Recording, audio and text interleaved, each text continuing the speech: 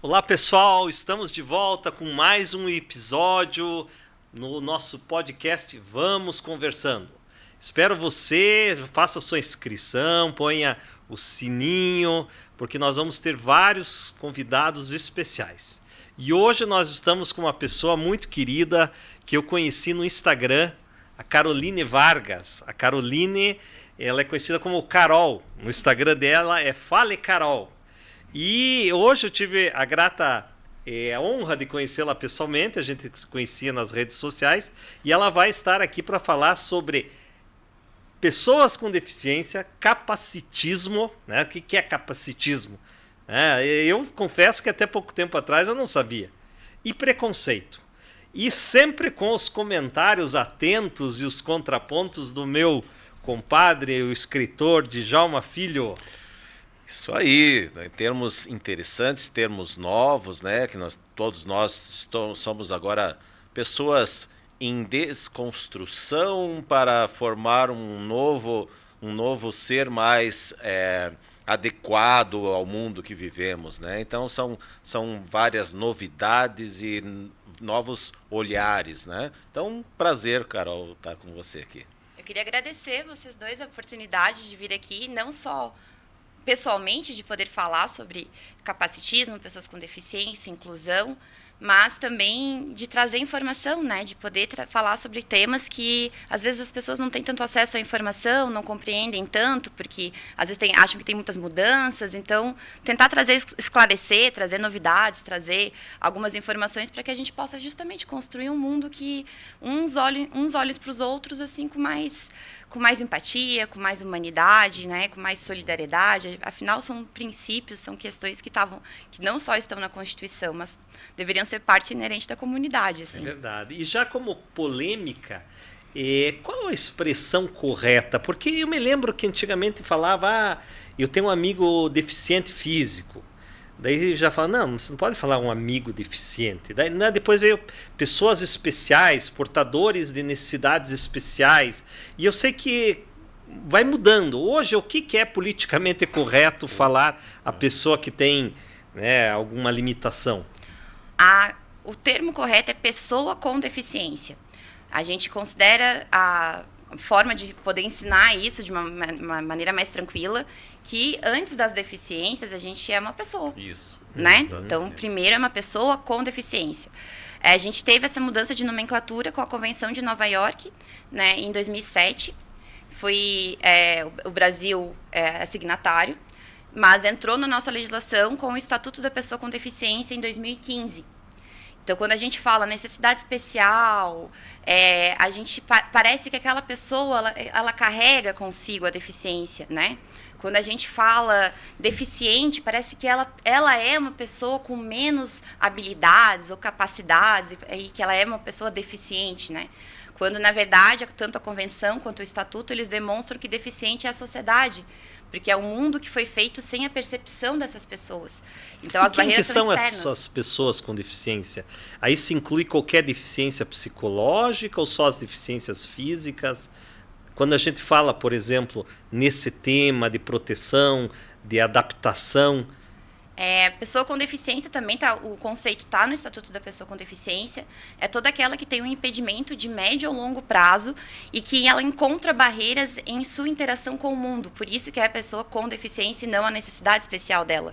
Porque quando ela vai interagir com o mundo, na sua participação social, no trabalho, na educação, nas relações, ela encontra barreiras. Essas barreiras, ela também está descrito no Estatuto. Elas podem ser atitudinais, arquitetônicas, tem vários tipos de barreira. E aí essas barreiras, elas impedem a ampla participação dela na sociedade. Essa questão, então, impedimentos de médio e longo prazo, e que encontra barreiras, podem ser deficiências, né, físicas, cognitivas, ocultas, né, que também surgiu recentemente uma adequação para o uso do cordão de girassol, que também são deficiências que as pessoas não veem, mas a gente sente. Né? O que é o cordão de girassol? O cordão de girassol ele é um cordão de identificação. Depois eu posso até mostrá-lo. Ele tem o desenho dos girassóis, ele foi inserido ano passado no Estatuto da Pessoa com Deficiência, como uma forma de demonstrar que aquela pessoa tem uma deficiência oculta. Ou seja, você não está vendo, mas ela possui alguma condição de impedimento de médio a longo prazo e que encontra barreiras. Né? O número de pessoas que se declaram com alguma deficiência no Brasil parece que, eu não sei se é 25%, é uma coisa bem significativa, né? Eu não me lembro exatamente a porcentagem. A gente chega, os dados dizem até 45 milhões de pessoas no Brasil, mas eu considero, pelo menos particularmente, são dados de subnotificação. Né? Nós temos muitas pessoas que estão num processo ou ainda não entraram nesse processo de se reconhecer e identificar como uma pessoa com deficiência por conta de, por exemplo, deficiências ocultas ou até às vezes por outras situações, porque estão tão acostumadas a superar, a tentar se equiparar a pessoas que não têm deficiência, que não se declaram.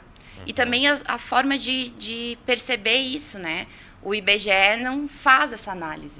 Até na última vez que teve as perguntas, né, que eles foram fazer a verificação, eu estava bem feliz, porque eu falei assim, vai ser a primeira vez que eu vou responder e vou falar, eu sou uma pessoa com deficiência. E aí, quando acabou, não me perguntaram. Eu falei, não vai me perguntar? Ele, não, é sorteado. Eles fazem por amostragem. E agora, no final do ano de 2023, em dezembro, o Congresso ele mandou inserir a pergunta de transtorno do espectro autista, e também a gente já está caminhando com algumas políticas sendo votadas no Congresso para uma inserção do TDAH. Mas, até agora, a próxima verificação vai ser com o transtorno do espectro autista já inserido. Então, uma curiosidade, Carol e Djalma. Vocês acham que... Porque hoje eu vejo muitas pessoas falando que tem autismo ou tem TDAH, e parece que antes não se falava tanto. Hoje nós temos mais incidência ou é mais, digamos, diagnósticos mais revelados? Porque antes a medicina, que é aquilo que nós até conversávamos ali, que você fez menção ao teu avô, que às vezes parece que as pessoas até tinham, mas não era revelada, não tinha estudos. Qual que é a leitura que vocês fazem? Porque eu vejo assim, será que nós estamos vivendo um tempo desse mundo antropoceno, né? Desse mundo que está tudo híbrido, que é um pouco do reflexo da nossa alimentação, muito açúcar, muita exposição ao sol, do efeito estufa, ou seja, nós estamos tendo novos problemas, novas doenças, limitações, ou na verdade é a ciência que está conseguindo decodificar melhor isso que sempre existiu? Acho que as duas coisas, né? Acho que sim, assim, acho que a questão ambiental, o contexto ambiental, cultural também vai modificando, isso pode trazer algumas consequências para a saúde das pessoas, mas eu acho que houve um avanço da ciência, né? Sim. Por exemplo, eu sou nascida em 87, eu tenho 36 anos, e até os anos 2000 não se diagnosticava meninas com TDAH ou autismo. Então, mesmo que os meus pais e a minha família identificassem algumas questões diferentes, eles não encontravam respaldo científico, médico para aquele diagnóstico. Sim. Né? Então, não se sabia. E aí tem toda uma construção histórica da própria medicina. As mulheres, até pouco tempo, a grande maioria, qualquer questão que tinha, elas eram histéricas. Né? Freud e Lacan trouxeram isso com muita força. Então, só nos anos 2000 que as mulheres geralmente começaram. É o histerismo da mulher, né? Quase não se falava histerismo masculino. Não, a totalmente palavra, uma né? questão de gênero. Até a palavra, né? Do útero, né? Agora, como... a origem é vinculada à palavra útero. Então, uma coisa que eu penso assim... Antigamente se falava assim, aquela pessoa está caduca, né? Na verdade, Alzheimer e demência, assim, já existia, sempre houve, né? Só que não havia o diagnóstico, né? Não é que foi inventada a doença agora, na verdade, foi percebida e foi criado um padrão e foi demonstrado como que... Mas se falava, não, caducou, né? Não existia uma denominação, né? E essas denominações, isso não é justamente esse capacitismo, digamos assim, quando a pessoa fala, aquilo ali falava até uma expressão mongoloide, né? Quais outras que falavam? Retardado. A pessoa vesga, a pessoa não sei o quê. E as pessoas falavam isso com uma naturalidade, né? O que é esse capacitismo? Você é cego, que não, né? Você, né? Ô, fulano, você é surdo? Né? Até que ponto, explica para nós assim, até que ponto você deve falar ou não falar, e o que linguagem, o que é o capacitismo? Primeiro essas questões mongoloide, retardado, caduco, eles também têm origem, essas palavras, da questão médica. Porque muitas vezes eram relatados pelos médicos com essa terminologia e logo também passou para a sociedade, né? Com a evolução médica, a gente vai percebendo, de pesquisas, a gente vai tirando essas nomenclaturas e aí logo a sociedade também tem que ir mudando seu costume. Desculpa interromper, Carol, mas é que eu estava pensando que você estava falando quando você adjetiva pessoas que, na verdade, nem são. Entendeu? Que as pessoas usam como uma metáfora, como se fosse um xingamento, né? Que é uma forma horrível de diminuir a pessoa com deficiência quando você usa uma pessoa que não tem a deficiência e usa como um adjetivo pejorativo aquela deficiência. Né? Também. Você é manco das ideias. O João sem braço. Você é um João sem braço. Mas pode voltar que eu não, capaz. Você. É porque vem mesmo vem em decorrência dessa questão médica, né? Esse modelo de pessoa com deficiência, como a gente falou, essa alteração, ela também alterou o modelo da gente perceber as deficiências. Então, até 2007, antes do Tratado da Convenção de Nova York, a gente percebia essas pessoas com deficiência de uma forma pejorativa, né? Como uma outra alteração. E o modelo era um modelo médico. Então, quem definia essa pessoa era uma pessoa com deficiência ou não, era simplesmente o relatório médico. Isso, claro, que vai ter consequências na sociedade. Quando a gente muda essa percepção para o biopsicossocial, a gente começa a ter uma análise muito mais ampla, e aí vem o estatuto que fala que é biopsicossocial. E aí as mudanças vão ocorrer, inclusive, aí retorna para a medicina e altera. Tanto que a gente parte, a CID-11, né, ela entra em vigor no Brasil por totalidade em janeiro de 2025, e na CID-11 a gente já tem vários outros definições e mais adequações para essas questões. CID-11 falando da Classificação Internacional de Doença número 11. Isso. E que ela trata de qual? De todas, né? A CID-11 ela vai tendo alterações, por exemplo, no TDAH, como eu falei, que o diagnóstico pela CID-11 já caracteriza o biopsicossocial, então o médico precisa analisar essas questões. Em outras deficiências, em outras doenças, por exemplo, também. Então, a gente tem que lembrar que o conhecimento científico, quando ele fica fechado num núcleo como o conhecimento médico, ele vai passar para a sociedade sem a sociedade entender o que ela está reproduzindo. Essas frases, cego, mais perdido que cego em tiroteio, João sem braço, e etc., são capacitismos, dentro do estatuto a gente entende como barreiras atitudinais, são atitudes que causam barreiras, e é um capacitismo verbal, né? Um capacitismo atitudinal, porque as pessoas acabam colocando uma característica que limita, inclusive, a visão de toda a percepção de que tudo aquela pessoa é. Ela não é só aquela questão. Exemplo clássico, né? Nós temos uma amiga nossa que tem ela. Até um abraço para você, Lúcia, que você deve estar nos assistindo. A Maria Lúcia Saldanha é um exemplo. Eu queria que você até tivesse contato com ela. Ela escreve livro. Ela já diagnosticou, acho que faz uns 10 anos, 10 né? anos. Uns 10 anos que ela diagnosticou ela. Era uma pessoa muito inteligente, advogada. É uma pessoa muito inteligente. Era uma pessoa. Você já é um capacitismo. Né? Uma pessoa muito inteligente. E a história dela, ela tem 2 livros já sobre a vida dela. E eu me lembro que ela falou assim que é uma das coisas assim, que ela mais se irrita, que hoje ela até dá risada, é que quando as pessoas veem ela numa cadeira de roda, mexendo às vezes só os olhos, né? Aquele estágio avançado da ela, e as pessoas falam com ela como se fosse criança. Tudo bem com você? Quer dizer, só porque ela tem essa limitação. Isso é um exemplo clássico de capacitismo. Atitudinal, sim. Né? Atitude capacitista. Porque acha que a pessoa tem uma doença degenerativa, ela é criança agora. E esse é o, vamos dizer, o lado mais grotesco. Mas existe o outro capacitismo que você acha que você está elogiando a pessoa. Nossa, eu não sei como você é capaz de viver. Nossa, é um exemplo para mim, porque... Né? Ou seja, né, você está diminuindo aquela condição da pessoa e achando que está elogiando aquela pessoa, mas no fundo você está ofendendo ela, né, porque está diminuindo a condição dela. Exato, assim, eu tenho esclerose múltipla, né, tenho uma doença rara, tenho TEA, transtorno do espectro autista e TDAH. E na esclerose... Você tem um mosaico, então. Um mosaico. Na esclerose múltipla, que foi o primeiro diagnóstico, né, que eu tive, eu já senti isso. Então, se eu tivesse num momento de surto, que é a manifestação da esclerose múltipla, né, quando você entra num momento em que você precisa ser internado, fazer uma medicação intensiva e etc., as pessoas não falavam comigo, falavam com quem estava junto. Ou se entravam no quarto do hospital e não tinha ninguém... Mas tu tá sozinha?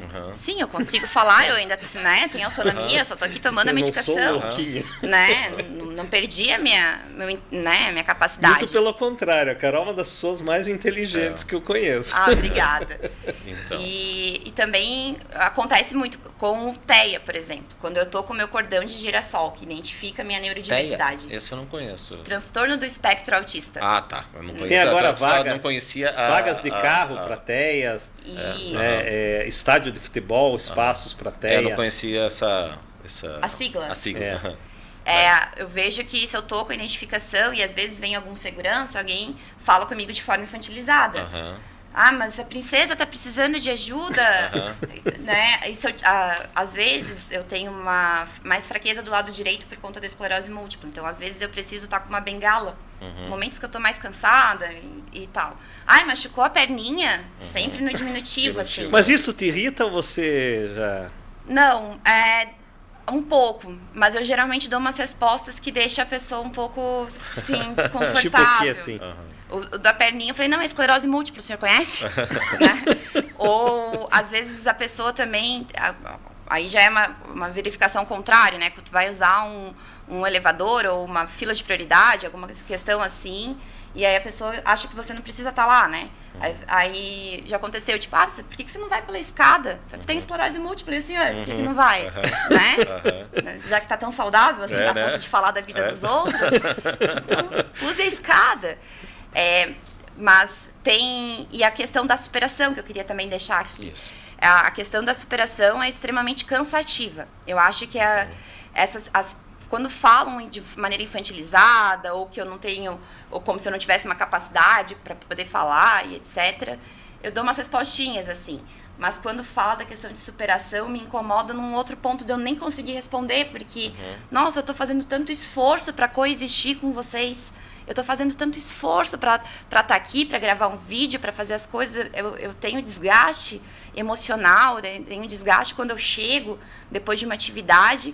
E você está achando que isso é superação? Não é, eu estou sofrendo, né? E não está reparando o quanto que eu estou usando de força para coexistir. Eu não quero fazer isso. Eu quero que a vida seja tranquila, né? Eu quero envelhecer em paz, eu quero envelhecer com saúde. Não é porque eu tenho neurodiversidade que eu não vou ter saúde, ou porque eu tenho o diagnóstico de esclerose múltipla que eu não posso encontrar um platô, né, de segurança de saúde, pelo menos. Então, a questão da superação incomoda muito porque a pessoa diminui todo o esforço, toda a luta da outra pessoa e coloca como uma questão de superação. E às vezes coloca também assim, também escuto dentro dessa mesma temática de, nossa, mas você nem parece. Porque tem cara, né? Aí depende. Aí se eu estiver muito, muito irritada, eu dou a resposta. Assim, mas qual que é a cara? Então, tem foto para eu saber como é que eu deveria estar parecendo? Porque eu não estou entendendo. Ou você é tão bonita. Então se eu fosse feia, tava tudo bem. Né? Porque esses preconceitos que a gente chama também de invisíveis, entre aspas, né? Porque eles não são muito conhecidos pelas pessoas em geral, mas as pessoas que têm a deficiência sentem isso, né? Então elas, nossa, mas eu não falei nada, né?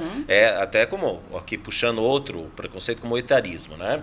Nossa, mas não para mim, para outras pessoas que podem ser até mais bonitas e mais conservadas, vamos dizer assim, nossa, mas você é tão bonita para a idade, né? Você está muito bonito para a tua idade. Então a pessoa tá dizendo assim, nossa, você apesar de velho, né? você tá bonito, né? Ou velha, né? Então isso a pessoa acha que está elogiando ainda, né? Mas ela está botando um rótulo, né? Mas vocês não acham que tem uma questão de gênero, assim? Porque eu acho que mulheres sofrem um pouco mais. Não, assim, um pouco não. Muito mais, né? Porque eu até ouvi eu achei bem interessante assistir, embora não assista o fantástico programa, mas eu vi a série no YouTube, que é aquela jornalista Ana Carolina Raimundi, e ela fez uma série Isso Tem Nome. Então, da importância de você nominar os comportamentos para poder lutar ou para reconhecer, né? Então, ela fala vários comportamentos como o etarismo, o mansplaining, o interrupting, que é interrupting, né? Seria o homem que interrompe a mulher, o homem que explica para a mulher. E ela falou uma coisa interessante. Nos contos de fada, o homem de cabelo comprido, velhinho, assim, de barba, é sábio. A mulher é bruxa. Né? O homem que deixa o cabelo branco, que nem aqui, que tem um monte, né?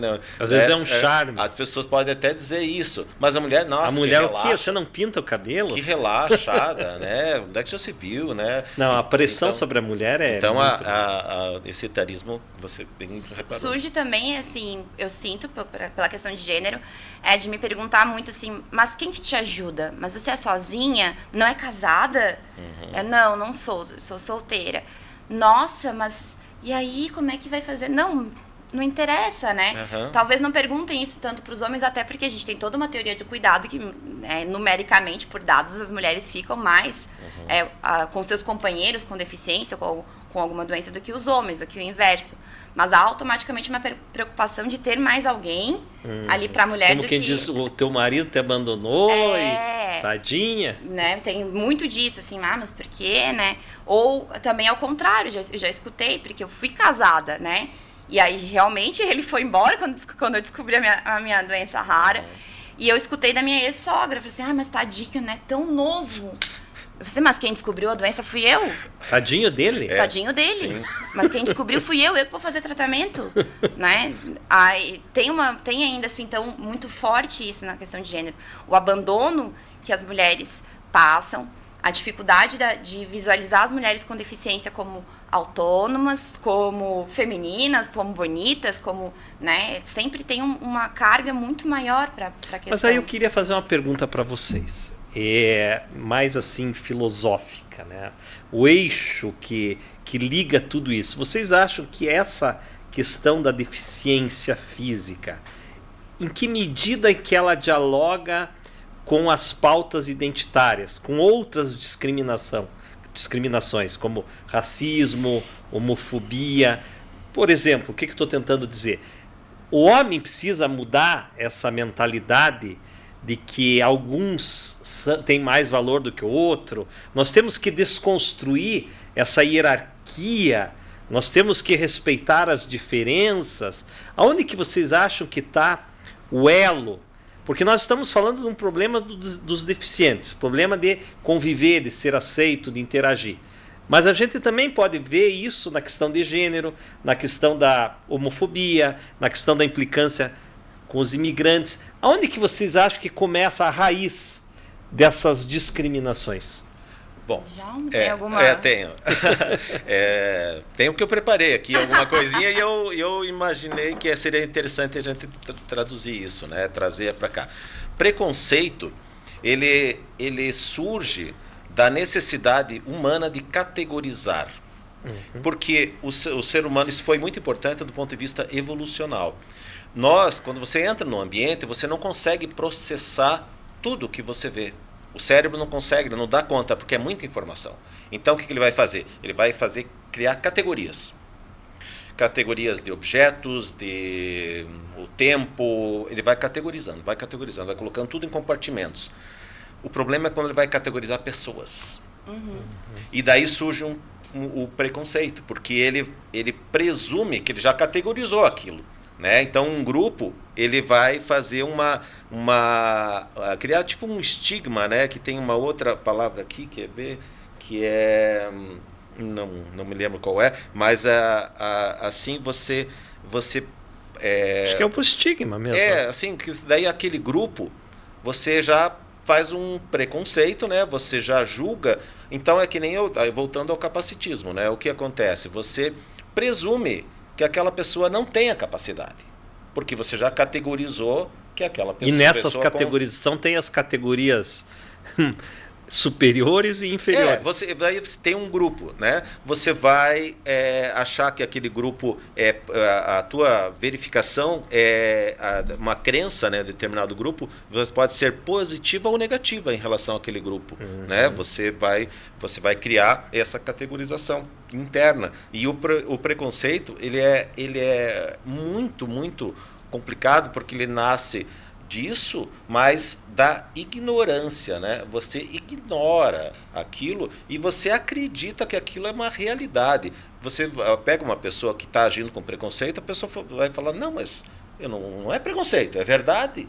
Né? Eu só estava elogiando, né? Eu só estava elogiando, eu só estava fazendo uma constatação, ela não consegue andar, né, alguma coisa assim. Então, e eu duro do problema da ignorância é que o ignorante ignora muita coisa, inclusive a própria ignorância. Né? Sim, né? Tem muito ignorante com certeza, né? E quem tem certeza não fala. É um perigo o ignorante com certeza. Exato. Então, Carol, o que você acha? Eu tenho uns pontos assim para falar. Quando a gente fala de pessoas com deficiência, automaticamente a gente está falando de inclusão, né? Porque são pessoas que estão à margem da sociedade. Só que não existe inclusão sem análise da interseccionalidade dessa pessoa. Das questões transversais que acontecem. Como, por exemplo, essa pessoa com deficiência é uma pessoa preta, é uma mulher. Então, elas se somam às questões de problemas estruturais que vão definir os grupos minorizados, na verdade, o termo, acho que o mais adequado. E isso quer dizer que essas pessoas estão em uma questão de desigualdade com outros. E eu entendo que a gente tem a categorização, mas a gente tem já um movimento, tanto na antropologia, na filosofia, para não categorizar tanto as pessoas, porque quanto mais a gente categoriza, mais categorias nós vamos ter que ter, mais, né? E é isso a gente pode acabar excluindo as pessoas. Mas também uma questão de construção, de modificação dessa estrutura no mercado de trabalho. Porque quem começa a categorizar as questões aí, falando numa questão das pessoas na sociedade, é o próprio capital e o mercado de trabalho. Então, se a gente puxa, comentei já antes com o Delegrave, né? A gente tem o Estatuto da Terra, antes da Lei de Terras, em 1850, quando foi feito para ter um sistema fundiário no país, porque antes eram só as capitanias. A Lei de Terras, em 1850, ela definiu como ia ser a forma de aquisição de propriedade, como essa propriedade privada no Brasil. E aí não poderiam ser proprietários pessoas pretas, mulheres. Nossa. Então já começa uma distinção aí. E depois o mercado de trabalho traz isso. Se a gente for pensar especificamente nas pessoas com deficiência, até há alguns anos a gente tinha um modelo fordista, né, de mecanização do trabalho humano. Só que a gente teve evoluções, a gente tem tecnologia, a gente tem avanço da ciência, a gente começa a perceber que essas pessoas têm capacidades e habilidades que poderão ser absorvidas pelo sistema capitalista, pelo mercado de trabalho, mas a visão de ser um movimento como máquina fordista acaba excluindo, achando que aquela pessoa não tem a mesma capacidade. Né? Então, o mercado de trabalho faz muito isso. Além de questões históricas em relação às pessoas com deficiência. Sempre gosto de trazer uns momentos históricos. Na Idade Média, pessoas com deficiência eram queimadas. Né? Aí, na Segunda Guerra, o regime nazista, ele matou as pessoas com deficiência porque ele dizia que as pessoas com deficiência trazia uma onerosidade pecuniária, trazia muito gasto para o Estado. Inclusive, no caso do TEA, do autismo, as pessoas que tinham o transtorno do espectro autista, elas eram identificadas com uma faixa azul e elas eram mortas, né? Por isso que às vezes se associa o autismo com o azul. E quem agora é a nova geração que está chegando e falando assim, por favor, não associem com azul. Relembra uma coisa muito horrível, né? O regime nazista, ele matou cerca de 400 mil pessoas com deficiência. E no caso do autismo, quando se fala que é o nível de suporte 1, antes ele era diagnosticado como Asperger, que é o nome do nazista, do médico nazista que fazia pesquisas com as pessoas com autismo. Né? E são agora cruéis, né? Às vezes, essas nomenclaturas, né? E aí também, imagina, a Segunda Guerra foi ontem, Sim. né? Pensando numa construção de mundo. Então, a gente está realmente no momento de inicial na questão das pessoas com deficiência de transformação. Elas sempre existiram, não foram percebidas, mas agora é inicial, de falar assim, gente, vamos mudar. Eu tenho um pouco de esperança, porque, veja, a modernidade, quando a gente sai da Idade Média e entra na modernidade, colocou o seu homem no centro, né? Então, não mais o teocentrismo, mas o antropocentrismo. E aí começou aquela coisa de classificação. Tudo era ciência, tudo era cientificidade, tudo era sistematizado. Então, havia uma necessidade de catalogar tudo. Então, essa revolução científica, ela trouxe essa necessidade na biologia, na medicina, nas artes, na música. E agora, depois da Segunda Guerra Mundial, quando vem um choque de crise, dizendo, olha, não deu certo, não houve esse progresso todo, aí, ordem, progresso, né? Nós tivemos bomba atômica, a relatividade, a teoria da relatividade de Einstein contribuiu para uma bomba atômica em Hiroshima e Nagasaki que destruiu pessoas. Então, nem tudo que é científico é progresso. Daí houve, então, o nascimento da pós-modernidade. E a pós-modernidade, ela pode ter até algumas coisas ruins, muito consumo, aproveite, enjoy, o dia de hoje, é muito o aqui e agora, né? Mas ela também tem um lado positivo. Porque a pós-modernidade, ela tira um pouco os rótulos. Ah, então você é homossexual. Não é homossexual, nem bissexual, nem pansexual. Cada um tem a sua singularidade. Cada um tem a sua expressão sexual do jeito que achar melhor. E aceita a pessoa como ela é. Ah, esse é preto, esse é branco, esse é crente, esse é judeu. Eu acho que hoje está havendo um respeito mais à pessoa na sua singularidade. Mas, por outro lado, os reacionários... A reação, né? A reação, né? Os reacionários ficam loucos, né? Com esse discurso de inclusão, de identitarismo. Geralmente eles estão num grupo de privilégio, né? Geralmente quem é o privilegiado, ele tem dificuldade de largar os seus privilégios. Sim. E sequer, às vezes, reconhece que ele é privilegiado. Sim. Né? Mesmo eu sendo uma pessoa com deficiência, eu sempre falo na minha rede social que, apesar de tudo, eu sou uma pessoa privilegiada. Né? Eu tenho acesso a um plano de saúde, eu tenho acesso a medicamentos, eu tenho acesso à educação, eu tenho acesso a questões, né? O meu estereótipo, eu sou uma pessoa branca, né? que não passa preconceito por raça, então eu sou privilegiada. É difícil das pessoas se reconhecerem nos seus privilégios. Não, mas a minha vida é difícil. Não é a sua vida difícil. Quem tem uma questão de um grupo minorizado, ele se torna invisível. Ele é combatido, às vezes, na sociedade. Eu sinto que, às vezes, eu estou sendo combatida, né? Às vezes, eu estou em algum espaço. Já aconteceu algumas vezes de eu receber convites para alguma atividade e desfazerem o convite. Então, parece que, às vezes, estão combatendo aquilo, né? Acho que a gente tem a questão do privilégio muito relacionada aos reacionários. Sim.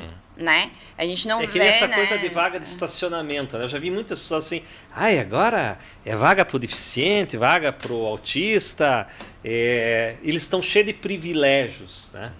E é difícil, assim, eu fico muito indignada, porque tudo que eu passo não é possível que entendam que eu tenha algum privilégio nesse sentido. Sim. Né? Isso é direito, né? Isso é uma diminuição de barreira, daquele impedimento externo que eu tenho à minha participação na sociedade para que eu possa coexistir.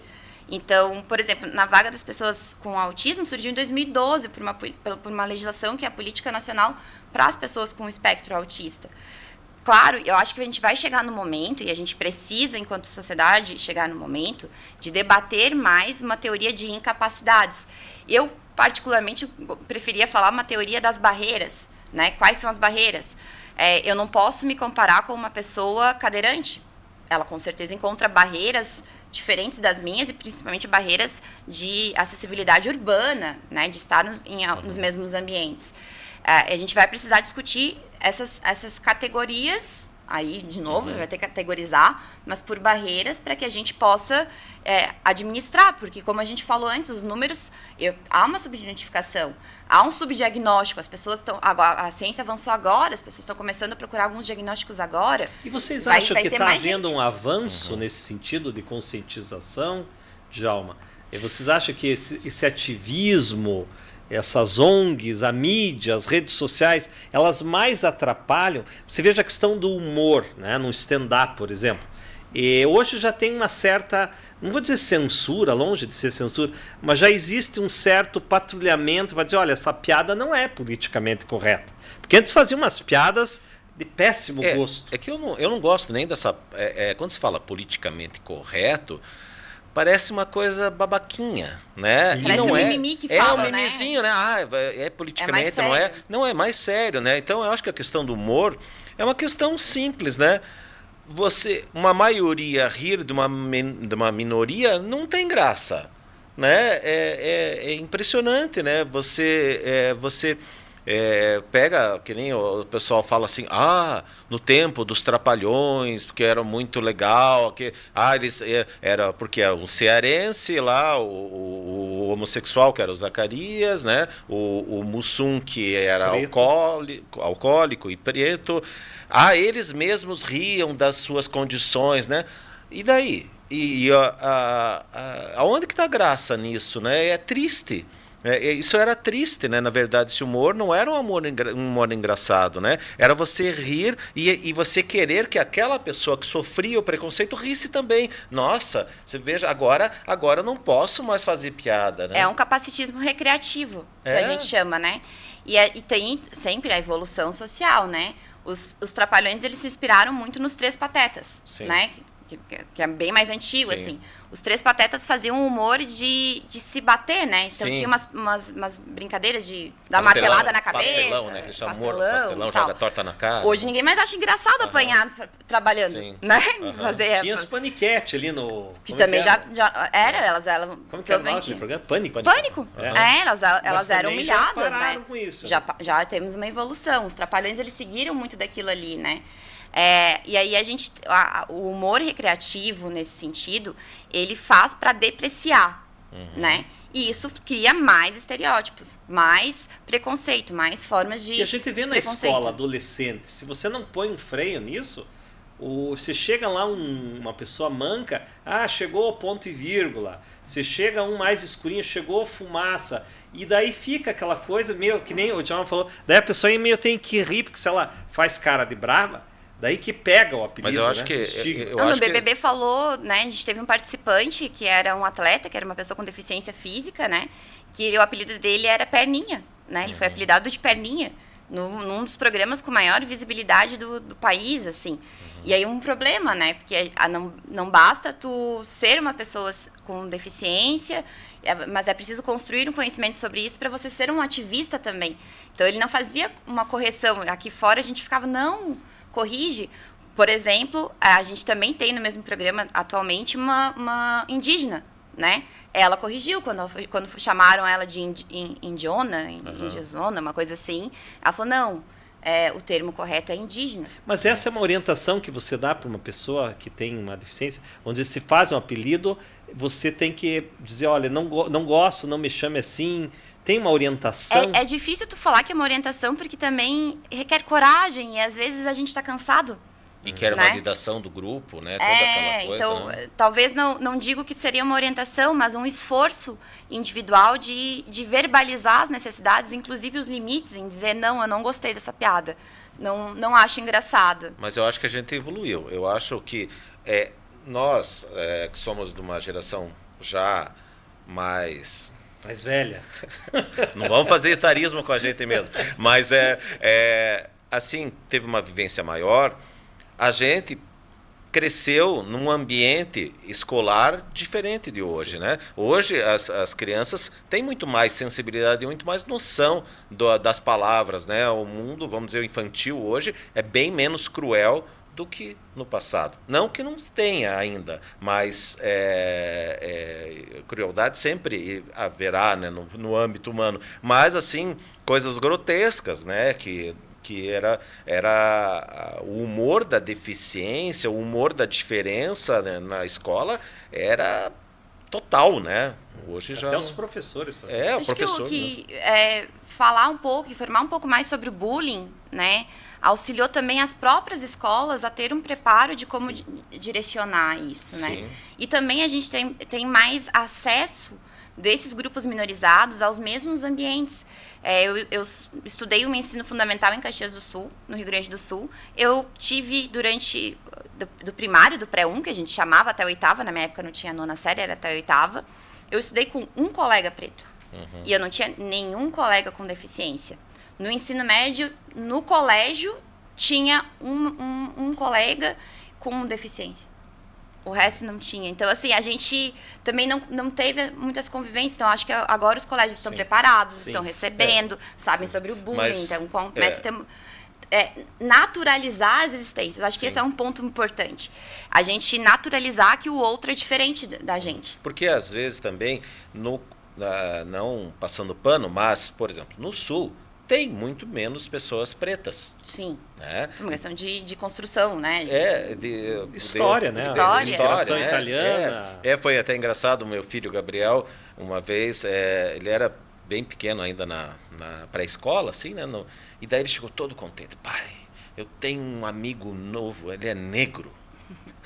Só que não era, ele só era assim, era na verdade, assim... Pardo, assim. Um pardo bem branco, quase, assim. Mas como era diferente do padrão, que de tudo branquinho, né? Ele estava achando o máximo ter um amigo negro, né? Então ele estava... Porque, então, esse estranhamento nem sempre é necessariamente pejorativo. Existe o estranhamento por ser diferente, né? E por isso que naturalizar estar com as pessoas diferentes é importante, né? Para você. Então é importante a gente começar a ir no shopping e ter uma pessoa com deficiência. Sim. É importante estar nos mesmos ambientes. Isso me faz lembrar uma história até engraçada, na época não foi tanto. Eu fui fazer missão humanitária em Moçambique, na África, 2011 e 2012. E 98% da população é preta. E daí eu chegava lá, eu virava meio uma atração.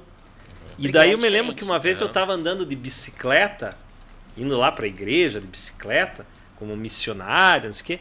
E daí uma criança, olha lá, Muzunda, Murunda, não sei que apelido que eles dão lá para a pessoa que é branca, Muvunda, sei lá, Muzunda. E daí eu me senti assim, claro, eu dei risada. Mas foi a primeira vez na vida que eu me senti diferente por ser branco. Sim. Não foi uma sensação legal, por incrível que pareça. Que tipo assim, a pessoa me apontando o dedo, meio rindo, de eu ser diferente da maioria deles.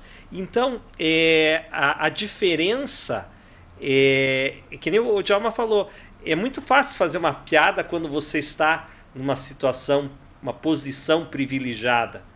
Né? A brincadeira sadia, saudável, é quando os dois lados estão brincando. E não quando um está escarneando. E isso me lembrou até uma coisa que para mim foi bastante importante, assim. Porque como eu sempre estive num lugar de privilégio, né, de raça e etc., eu precisei passar por um processo de me entender como uma pessoa com deficiência e me reconhecer como uma pessoa com deficiência. E isso surgiu quando eu fui questionar a acessibilidade, né? Principalmente o ponto ali central foi quando eu questionei a acessibilidade no meu doutorado. Né? No meu processo de doutoramento, eu tive um surto da esclerose múltipla, precisei ficar internada e não tinha ali um preparo para como resolver aquela situação, porque eu escutei do programa que mas a esclerose múltipla não tem uma legislação federal. Eu falei assim, não é possível que vocês estão esperando uma legislação federal para esta situação. Né? O positivismo não chega nisso, não é possível.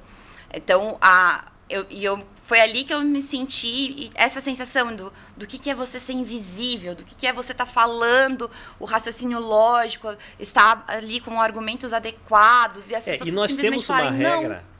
Não na isso. Constituição Federal, artigo 3º, inciso 4º, que é uma regra que aplica para N situações. Ninguém pode ser discriminado. Ninguém pode ser privado dos seus direitos por discriminação. E aí eu trago um tema aqui que eu anotei de perguntar. A questão do fundamento legal. Então nós tivemos uma convenção da ONU sobre pessoas com deficiência e que se traduziu numa lei, na época da Dilma, né? Foi a primeira lei, se não me falha a memória, que versa sobre direitos humanos, submeteu aquele quórum qualificado, então ela passa a ter uma força de emenda constitucional. O que você me diz da Lei 13.146 de 2015? Ela é uma lei interessante, ela alinha o que estava acontecendo na União Europeia, ela avança, ela foi tímida. Bom, eu acho que ela foi tímida, porque essa legislação é o que a gente chama do Estatuto da Pessoa com Deficiência, Isso. né? Por quê? Porque ela pegou alguns elementos da Convenção, né, de Nova York, da ONU, dos tratados internacionais, e dos nossos direitos fundamentais e sociais da Constituição e transformou no Estatuto. Ela poderia ter sido um pouco mais progressista, mas ter avançado um pouquinho mais. Tanto que até hoje nós temos algumas dificuldades. Então, quando o Estatuto fala que a deficiência ela vai ser analisada de maneira biopsicossocial, ele não falou como. Então, temos vários entraves na vida, no dia a dia. Ele fala que o executivo vai regular, mas ele não fala qual executivo vai regular. Então, hoje nós temos uma realidade de, se eu não me engano, entre 12 ou 15 estados brasileiros que regularam, por meio do executivo, que fibromialgia é uma deficiência. Mas os outros estados não. A gente sabe que não pode ter essa diferença. Mas as pessoas vai falar isso para aquela pessoa que não tem no estado dela essa definição e quando ela vai procurar como que isso vai acontecer, né? Acho que a gente tem trabalhado muito assim, em melhorar, em aperfeiçoar. Ano passado, em 2023, a gente teve uma alteração no estatuto, então ele já começa a falar mais caminhando para o que eu tinha comentado de teoria das barreiras, né? Se a deficiência é física, se ela é mais, ele começa a dar algumas características, então ele melhora um pouquinho o estatuto, mas a gente tem muita coisa ainda para questionar e para avançar. Porque pegar os direitos sociais e fundamentais e os direitos humanos, isso a gente poderia fazer já daquela outra forma, né? Agora uma coisa que eu queria comentar que a discriminação também está no Estatuto da Pessoa com Deficiência. Tem lá discriminação em razão das condições daquela pessoa. Artigo 4º, parágrafo 1º, né? Isso. Mas não fala o termo capacitismo. O termo capacitismo surge pela primeira vez em documentos oficiais pelo Plano Viver Bem 2, que foi agora em 2023. Então, quer ver, a gente já está avançando dando nome. É uma nomenclatura recente, então. Sim, no nosso ordenamento, sim. Mas tem um outro ponto. Então, a gente fala isso no Plano Viver Bem, tem a previsão da discriminação, só que a gente não tem uma equiparação, vamos dizer assim, como, por exemplo, o crime de racismo ou a LGBTfobia, como foi feito recentemente reconhecido pelo STF. Isso é uma discussão das pessoas que estudam as questões de deficiência que precisa ser equiparado, porque no dia a dia, uma coisa é que a legislação fala, uma coisa é que a política pública, outra coisa é você ir na delegacia e falar, eu quero denunciar um crime de capacitismo. Eu já tentei algumas vezes, eu confesso, e todas as vezes eu escutei do delegado ou do oficial de justiça, não... Anjinha, queridinha, vai pra casa que a senhora tá muito nervosa, né? Quase levando pro histérico, assim, né? Toma uma aguinha, né? E porque a gente não tem essa equiparação, né? E aí eu preciso fazer todo um esforço com o Código Penal, porque ele só fala que é discriminar, mas não coloca a classificação, para às vezes tentar induzir, né? Assim, o caminho legal é esse. Então, a gente, por exemplo, tem uma necessidade de equiparar o crime de capacitismo, tipificar o crime de capacitismo, tal qual um crime de racismo, tal qual um crime de LGBTfobia, porque são discriminações. E a gente falou agora de alguns capacitismos, né? O atitudinal, de espaço, de arquitetônico, as piadas, o recreativo, às vezes, inclusive, o médico de não reconhecer, ou o familiar de achar que aquela pessoa não tem autonomia ou independência, que ela precisa ser ali condicionada, ficar numa redoma de vidro. A gente só vai ter uma melhora nos números, inclusive de acesso ao trabalho, de acesso à educação, de criminalização de algumas situações, quando houver essa equiparação, porque por enquanto ainda tem que bonitinho, né? Não pode discriminar, mas eu não estava discriminando. Isso não é. E eu peguei ali, enquanto a gente falava, para a gente poder mostrar o cordão de girassol. Né? Ele tem uma identificação, um desenho de girassol. Então, quando tiver com esse cordão de girassol, isso significa que a pessoa tem alguma limitação que é oculta, que não é aparente. Isso. Ela identifica deficiências ocultas, né? E aí podem haver modificações, como o outro lado dele, né? Nesse caso, esse é o símbolo da neurodivergência, porque para as questões de neurodivergência já se assume que não mais aquele desenho do Mostra TEA. para aquela câmera aqui do meio. Deixa eu mostrar aqui. Essa alteração aqui, então, são de neurodivergências. As neurodivergências, para não categorizar individualmente, isso aqui vai identificar que ela pode ser uma pessoa com autismo, com TDAH, com os dois, pode ter outras características. É muito conhecido o desenho do TEA, né? Que é um quebra-cabeça de encaixe, que também é um capacitismo, eu não tenho que me encaixar. Né? Eu não tenho que me moldar para como Agora, vocês vocês querem. não acham que isso tem que ser iniciado nas escolas? E, por exemplo, eu não sabia desse símbolo de girassol. Para mais você é uma recente. coisa óbvia. Para mim, eu não sabia, achava que era uma decoração. Né? Agora, as escolas, as crianças têm que aprender. Acho que já está acontecendo isso, quero crer. Já está acontecendo, mas eu acho que também tem uma responsabilidade dos adultos, né? Então, por exemplo, um shopping não custa colocar uma informação numa pilastra que isso aqui significa que a pessoa possui uma deficiência oculta. E como eu falei, pode mudar pelo lado de dentro. Pode colocar, dependendo do avanço da esclerose múltipla, ela pode ter se tornado uma pessoa com deficiência física oculta. Então, pode botar que a esclerose múltipla, epilepsia, não chega a ser uma deficiência, mas ela pode falar assim, eu tenho uma condição oculta, né? E isso pode facilitar até na ajuda em caso de alguma situação. Nos aeroportos tem que ter isso. Eu percebi que quando eu vim agora de Brasília, aí em Brasília tem, né? Olha, esse é o símbolo do girassol, da deficiência oculta. E aí eu já tive muita dificuldade aqui, em Curitiba, porque as pessoas não sabem o que significa. Então, eu fui para uma fila, quando eu cheguei, fui para uma fila Curitiba prioritária. é uma cidade tão avançada, uma cidade que não é conservadora, progressista, o Sul é tão... não seja assim. Aí tem muita gente boa, não vamos estigmatizar. Aí parecia que eu estava furando a fila, porque a pessoa não vê nenhuma deficiência então, em mim, né? daí o que você está contando que aconteceu? Daí, a cara da pessoa que ia ser atendida, assim, foi de, assim... Você vai realmente furar a fila na cara dura, né? E o atendente também não. Aí eu fiquei parada, ele foi atender, ele me ignorou, porque eu estava fora da fila, né? E aí eu falei assim, tem fila prioritária para pessoas com deficiência? Eu sou autista, porque aí, além disso, na questão do espectro autista, a gente tem, por conta dessa lei de 2012, um cartão de identificação, que é estadual. Cada estado vai ter um layout e uma informação. Nesse aqui o meu é de Goiás, porque eu fiz em Goiás, antes morava lá. E aí, imediatamente ele me atendeu. Mas nem o responsável da empresa sabia e nem a moça que ia ser atendida. Teve que dar uma carteirada, né? Assim. Isso é desgastante. É constrangedor, né? Porque, antes, às vezes, porque a lei, no estatuto, ele fala que a gente não precisa usar. Ele é um cordão de identificação, é para facilitar. Eu não uso em todos os lugares, eu uso quando eu acho necessário para evitar ficar conversando, falando, explicando. Então, muitas vezes eu entrava numa fila prioritária, em alguma questão, Agora, deixa eu fazer e aí uma eles coisa falavam importante, assim... já estamos quase chegando ao final, e isso é importante para esclarecer a comunidade.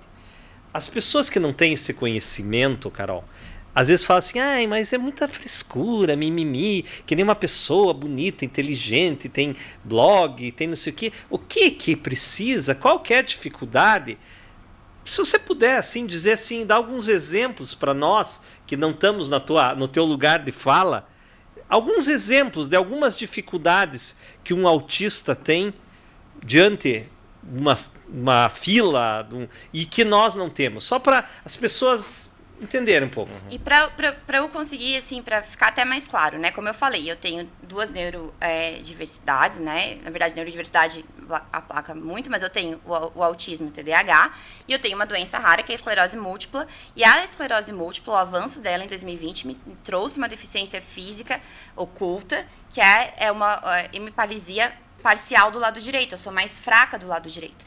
Então, eventualmente, como eu comentei, eu uso bengala, né? Essas questões se somam. Então, para mim, por exemplo, vai ser difícil falar só do autismo. Sim. Então, eu tenho, por exemplo, sensibilidade auditiva. Eu escuto muitos barulhos, né? Agora, nesse momento, eu estou escutando o barulho do ar-condicionado fazendo... né? Eu consigo ter essa questão. Dependendo do ambiente, é insuportável para mim. Eu fico extremamente nervosa em ambientes que tem muitas pessoas. Então, eu só consigo ficar um tempo. Eu participo de congressos, de eventos, de situações, Desgasta, mas depois eu tenho que ficar caladinha. Meu Instagram é Fale Carol, e eu falo muito, eu sou bastante tagarela nessa comunicação social, mas quando eu saio desses momentos, eu fico em silêncio, eu preciso ficar em silêncio, às vezes mais de um dia. Em silêncio se eu tô com familiares, eu fico assim, não quero falar, né? Eu tenho seletividade alimentar. Então, dependendo das coisas, eu não como. E antes de eu saber, eu comia, eu vomitava, eu passava mal, eu tinha ânsia de vômito. Interação, tem dificuldade em interação? Muita falta, assim, me falta a interação social. Então, eu tenho dificuldade de relacionamentos, né? Sou uma mulher adulta que já teve um casamento, mas eu tenho dificuldades de relacionar ainda. Por exemplo, com um companheiro, com uma pessoa. Eu tenho dificuldades de amizades, né? Geralmente, eu tenho muito poucos amigos, é difícil de eu conseguir, porque essas pessoas elas vão ter que entender que eu vou desmarcar, que eu não vou, que às vezes é uma coisa muito importante. É o aniversário do meu filho, eu não vou, eu não vou participar desses momentos, porque eu não consigo, né? E são poucas as pessoas que entendem a sua ausência em razão disso. Importante ouvir isso. Às vezes a gente acha que é desprezo, que é falta de vontade do outro, é falta de força.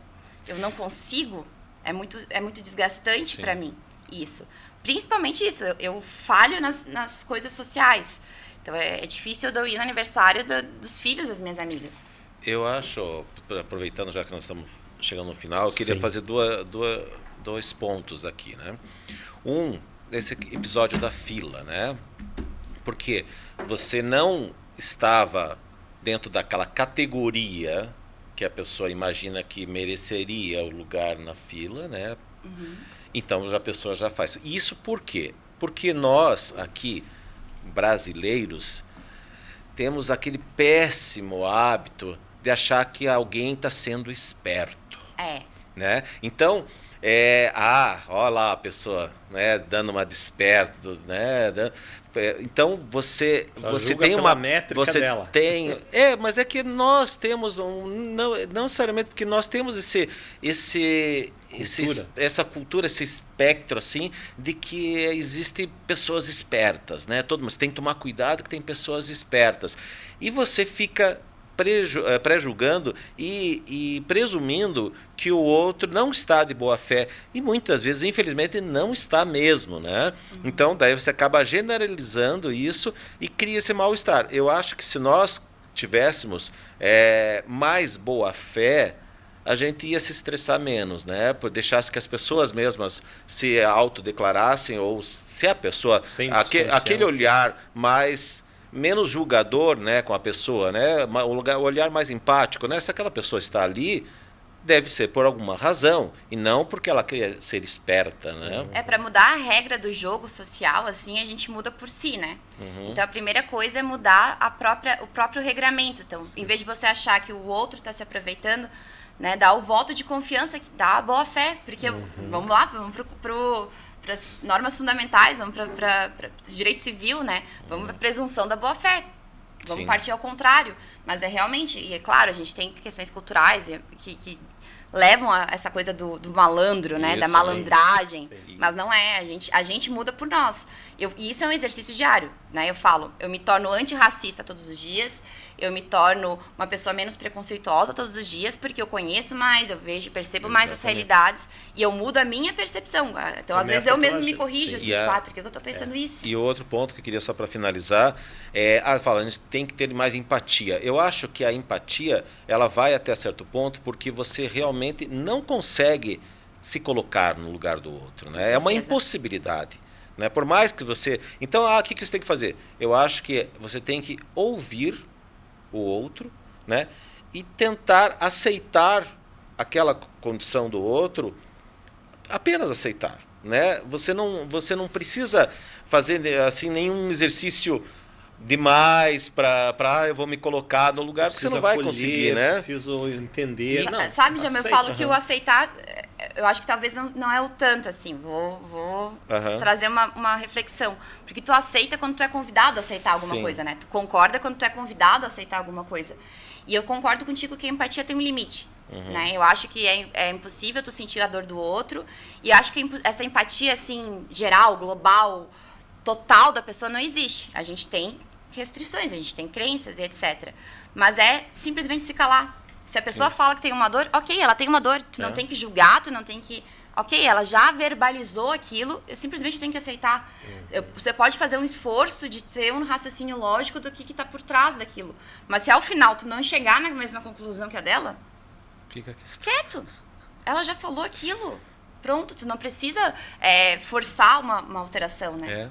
E perceber só essas diferenças, que as diferenças existem, e não a gente usar, quando se percebe a diferença, não usar para segregar, mas justamente para acolher, porque, como voltando ao início do programa, né, nós falamos que são pessoas com deficiência. Antes de tudo é uma pessoa, né? Então, eu acho que, eu particularmente sonho quando, com uma humanidade em que você se definir como humano já seja o suficiente. Sim. Claro, alguns terão alguma peculiaridade, né? Mas a condição humana seja o suficiente para você ter todo o respeito, né? É o que a gente busca desde a Segunda Guerra com a ONU, né? Condição inerente à pessoa, né? Dignidade, vida, liberdade, é o que deveria ser para todos. Mas eu concordo, assim, que eu acho que a gente está numa evolução social ainda, e construção e reconstrução, mas a gente precisa perceber. Eu acho que a questão é perceber para fazer as pessoas serem pertencentes, né? Nós, pessoas com deficiência ou outros grupos minorizados, a gente quer pertencer, a gente quer coexistir nos mesmos lugares, a gente quer estar nos mesmos ambientes. Mais pessoas com deficiência têm que estar num podcast como esse, tem que estar fazendo um doutorado, porque às vezes também, mas nossa, ela não tem dificuldade, ela já chegou... Não, eu tive muita dificuldade para chegar lá. Sim. Então, mais a gente tem que ocupar. Para a gente pertencer, precisa nos perceber. De dignidade da pessoa humana que está na Constituição é justamente respeitar as pessoas pelo simples fato de elas serem humanas, como bem disse. Depois dessas reflexões, nós terminamos aqui mais um episódio. Quero deixar o contato do Djalma e quero terminar com aquele bordão. Você sabe que você vai lá no Instagram da Carol e ela tem um bordão. Como é que você começa as tuas lives lá? Oi, oi, oi, oi! Gostei da energia. Quando eu fui falar com ela a primeira vez, eu falei assim, oi, oi, oi, oi, Carol. Muito obrigado, Carol. Deixa aqui teu Instagram. O meu Instagram é Fale Carol. Eu falo sobre diversidades e inclusão, principalmente na perspectiva de Objetivos de Desenvolvimento Sustentável, então direitos humanos da ONU e ESG. E eu convido a todos para perceberem outras existências através das realidades que outros Instagrams também trazem, né? Mas perceber, quando você conhece, você percebe, e aí se torna uma pessoa mais anticapacitista, que não promove o capacitismo. Maravilha. Isso aí, muito feliz. Obrigado pelo convite, gente. Adorei você, Carol. Obrigada. Então tchau, tchau. Até a próxima, meus queridos. Tchau, tchau. Oi, oi. Vamos conversando. Tchau. Ou com os nossos contatos que você já conhece e aguardando os nossos próximos convidados.